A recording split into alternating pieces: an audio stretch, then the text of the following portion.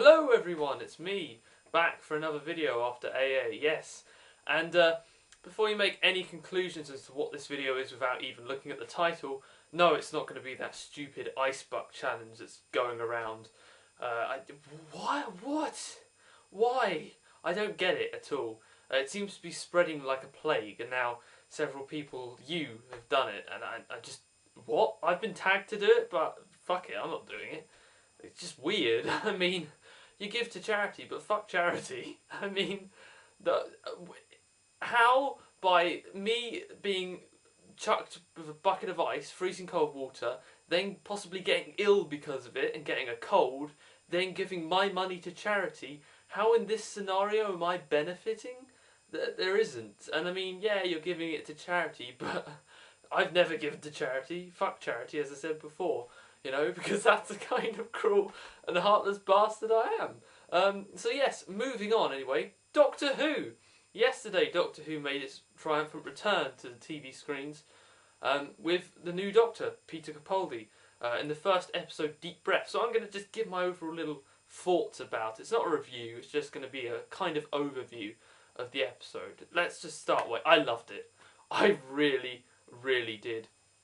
I thought the episode was just fantastic. The storyline, top notch. Yes, it was slightly long. It was 75 minutes as opposed to the normal 45 minutes that Doctor Who episodes are. But I didn't mind that, because the more Doctor Who, in my opinion, the better. Yes, several scenes could have been cut out, perhaps with like Jenny and Vastra, but overall I thought it worked well, this format. And obviously it's only for the first episode, but it was just good. I love the fact that Stephen Moffat tied back to Girl in the Fireplace. I never thought he would do that with the Clockwork Robot. I never thought that he would actually reference something that he hasn't produced in terms of episodes, because recently Moffat seems to be building his own little Doctor Who universe, which doesn't really link into anything that's gone before. But in this episode he was like, well, I'll hint back to something, and I like that. Again, Clockwork Robot's in it, really nice. And this episode had a much more darker tone to it, and I like it. Doctor Who recently has become, in my opinion, quite childish, quite... not kiddie-ish, but it's got more to the sort of science fantasy elements to it. It's got more of the, this is a children's show, whereas before Doctor Who was marketed for anyone, really. And I like the fact that they're going back to being a bit more darker. It gives me a feel of the Colin Baker, Sylvester McCoy years, and I like that. I mean, let's face it, in this episode you have robots that are harvesting organs so that they can become human. It's a very dark subject indeed. You have a T-Rex that gets burned to death. There's quite a few things, that, and I hope that this continues. This dark underlying sort of element carries on throughout the series, because it suits the new Doctor. It suits the new direction that Doctor Who seems to be going in with this series. Yeah. So, and all the actors in the episode were brilliant. Jenna Louise Coleman was really good. In fact, her chemistry between her and Capaldi was fantastic. Those two work off each other really well. And I'm so glad, and Jake pointed this out on Facebook, but I'm so glad that they've got away from making all the companions have a romantic attachment to the Doctor, because that was just getting ridiculous. It was getting old. It was just like, ugh, really? Not every single companion you have in the TARDIS has to fall in love with the Doctor. No, you don't. So I'm just glad that they moved away from that. Yes, the dinosaur was okay. It was better than I thought it was going to be. I mean, the CGI was good. It was much better than the last time they did dinosaurs in Doctor Who, which was that appalling episode from Matt Smith's time. Oh God, don't remind me. Just again, Jenny, Vastra, and Strax. They were actually really good in this episode. Now, I haven't been a fan of these three in Matt Smith's time. They started off when they was introduced as, yeah, they're quite cool in A Good Man Goes to War, and then they just kept using them. I just got fed up with them. I mean, the episode The Snowmen, I really did not like them in that at all. But this episode, they somehow seem to be different. I think it's because the new Doctor and how they reacted to him, and their sort of their plays off of the Doctor. Somehow it was different. I mean, yes, there was a bit of too much, the Vastra and Jenny thing. There was just a little bit too much, and that's probably the only thing out of the whole episode that I would change if I was to write it. I doubt I would write a Doctor Who episode, but if I was to, that would go. But that was it really, because the rest of the episode was really good. Yeah, I also like the setting. Victorian London. Yes, they seem to somehow in Doctor Who always go back to Victorian London, but it works, and it worked for this episode. It gave me a Talons feel, Talons of Weng Chian feel, in the very dark and misty streets of London in those times. Especially the scene where the guy's having his eyes ripped out. You don't see it, but the scene before that is quite eerie. And the bit where on the bridge looking at the remains of the dinosaur is quite eerie as well. So yeah, I thoroughly enjoyed this episode, and I like the fact that by the end of it, you aren't sure about the Doctor. You're not sure whether to trust him, and it's the same with the companion as well, and Vastra, Jenny, and Strax. You don't know whether he is the Doctor. You really should trust him with your life, and I like that the fact that they actually it's meant to be like that. So we don't just get, oh, he's the Doctor in the first episode like they did in the 11th hour. It's going to be something that they play along with all over the series. And so you're going to get to know Peter Capaldi as the Doctor as the series progresses. I mean, it ended with a bit of a cliffhanger as whether he pushed out the main Clockwork droid, or the Clockwork droid fell himself. So again, there's a bit of darkness to the new Doctor, which I like. I really do. So let's talk about Peter Capaldi, because I haven't touched on him at all. I think Peter Capaldi works as the Doctor, and I know what I'm going to say next is probably going to annoy people, because for some odd reason tons of people like Matt Smith's Doctor, but I prefer him to Matt Smith. He's only done one episode, and I prefer Peter Capaldi already.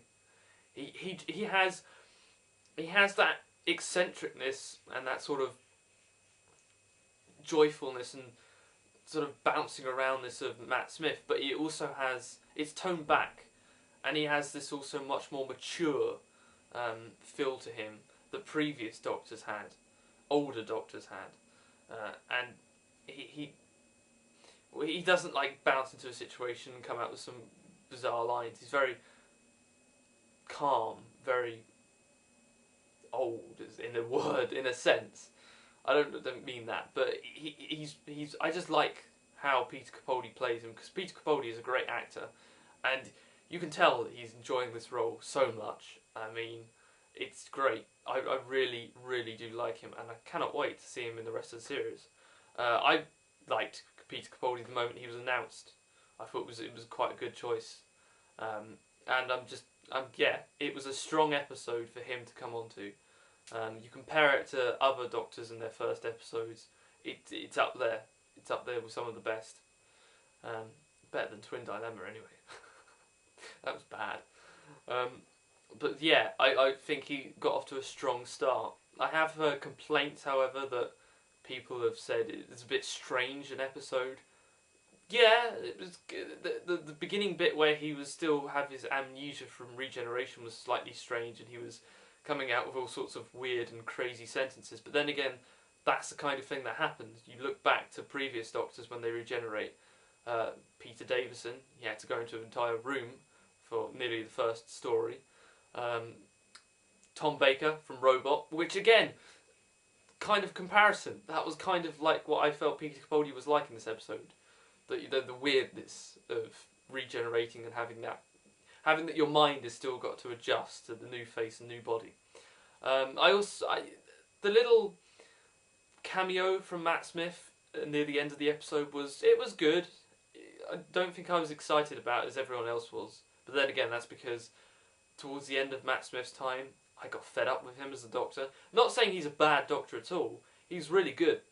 as a doctor, but it's just, yeah, towards Trenzalore story and the 50th, it was just, nah, this is getting a bit same. I'm getting a bit bored of you, Matt Smith. So I'm glad that they regenerated. I'm glad that Peter Capaldi has come along. But no, it was good, and it was a nice way to sort of hand over the torch to Peter Capaldi.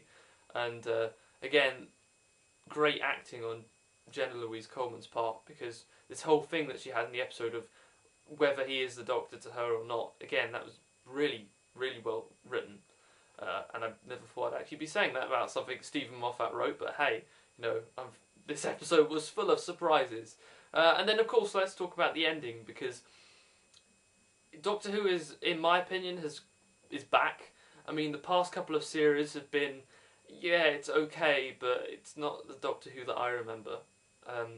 I remember Doctor Who when you had an underlying plot line running throughout the whole of the series that wasn't actually touched upon greatly in episodes. Whereas in the past couple of seasons, Stephen Moffat's just been like, let's put this plot into every single story and make the story based around the plot. And you don't do that. You make the story and then you put a little bit of the subline plot in it. Anyway, what I'm talking about is the heaven that we saw the main Clockwork Robot go to after he died. And then the actress, who apparently is married to the Doctor. And see, I know a little bit about this, so I'm going to spoil it for you, I suppose. It's not really a spoiler, but she is the gatekeeper of the Neversphere, whatever that means. And the last episode of the series is called Death in Heaven, so you kind of see where they're going towards it. But that's as much as I know about this little thing that's going on. I can imagine it's going to pop up in a couple of episodes along the series, and I'm interested now. I really am. Do I reckon it's heaven? No, not really. There's bound to be another explanation to it, but I'm just interested to see where it goes. And yeah, just fantastic episode, really.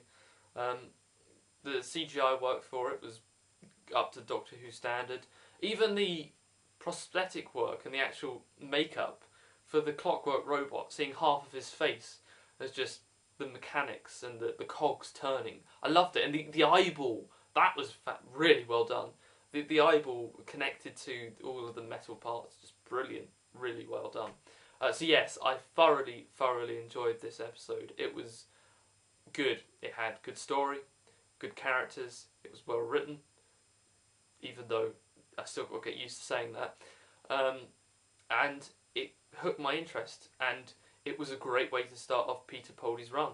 And I can't wait until next week's episode. Mainly because of something else, but it's because of the hype that this episode has caused, and because of how much I've come to love this new Doctor, despite only being one episode.